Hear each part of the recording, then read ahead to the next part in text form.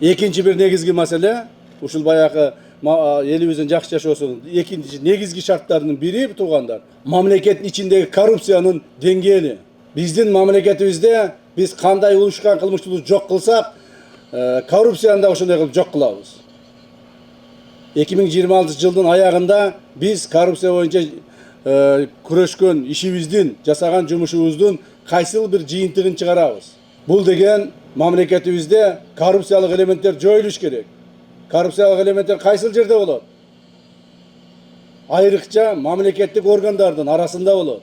Ошо мамлекеттик кызматты иштегендер, чоң кызмат иштегендер, бюджеттен акча алып ошолорду иштеткендер, же болбосо элге кызмат көрсөтүп иштеткендер укук коргоо органдарынын арасында. Сот, прокуратура, коопсуздук органдарынын арасында коррупция өрчүп, өнүгүп кеткен мамлекетибизде. Мына акыркы жылдарда ушул биздеги терс көрүнүштөргө каршы күрөшүүнүн негизинде бул дагы азайды. Муну эч ким жокко чыгара албайт. Кайсыл жерге барсаң, азыр коррупциянын азайганы боюнча айтып атышат. Бирок дагы деле бар. Мына уюшкан кылмыштык топко окшоп жок кылдык деп айта албаймын. Дагы деле коррупция бар. Бирок биз аны жок кылабыз. Кимде ким ушул оюнан кайтпаса, кимде ким ошол коррупциялык элементтерге мындан ары дагы аралаша бере турган болсо, мыйзам чегинде каттуу жазага тартылат. Ким болбосун, кайсыл кызматта олтурбасын, канчалык эл алдында, мамлекет алдында өзүнүн кадыр баркы же жашы же кызматы болбосун, биз ага карабайбыз. Коррупция менен колго түштүңбү? Камаласың. Эч кандай маселе болбойт.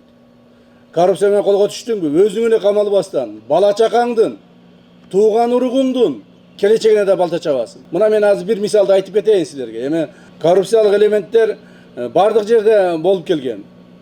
Эми ошолорду азайтуу үстүндө иштеп атабыз. Биздин деле мына улуттук коопсуздук мамлекеттик комитетинде да коррупция болуп келген. Бул жерде дагы көптөгөн укук бузуулар болуп келген.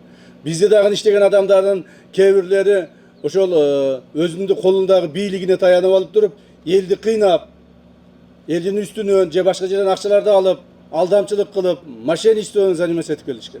Бир мисал мына жаштар туурасыңар. Негизинен бизге ошо окууга өткөндө Жалал Абадтан, Оштон, Чүйдөн, Ысык көлдөн, Нарындан көп өтөт да окуугачы. Көп бизге барышат. Иштегенге дагы мына Баткенден, Таластан аз барышат. Ошондо Таластан тандап жүрүп бир эки баланы ошол ушулар окуп калсын деп өзүм аракет кылып, мындан 3 жыл алдын окууга өткүзгөн элем.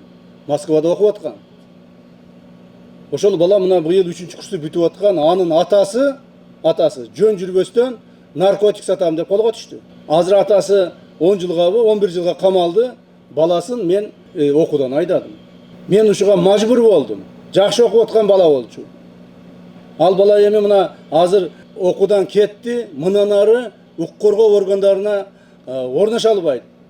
Мамлекеттик чоң кызматтарга иштей албайт. Атасы ушинтип олтуруп, ушундай жаман ишке барып туруп, наркотик сатам деп, баласынын тагдырына балта чабып атат. Көрдүңөрбү? Мына ушундан этият болуңуздар. Коррупция дагы ошондой. Коррупция менен ким түшө турган болсо, анын жакын тууган уруктары, бала чакалары, ата-энелери ээлеген кызматынан тез аранын ичинде бошотулат.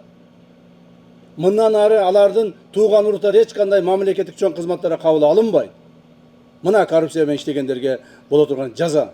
Өзү эле түрмөгө туруп калбастан тууган уругун кошуп жок кылат. Ушундан этият болуңуздар. Мен муну сиздерге сабак болсун, ушундай маселе сиздерге жетсин деп айтып атамын. Себеби мунун бардыгы сиздерге жетпей калышы дагы мүмкүн.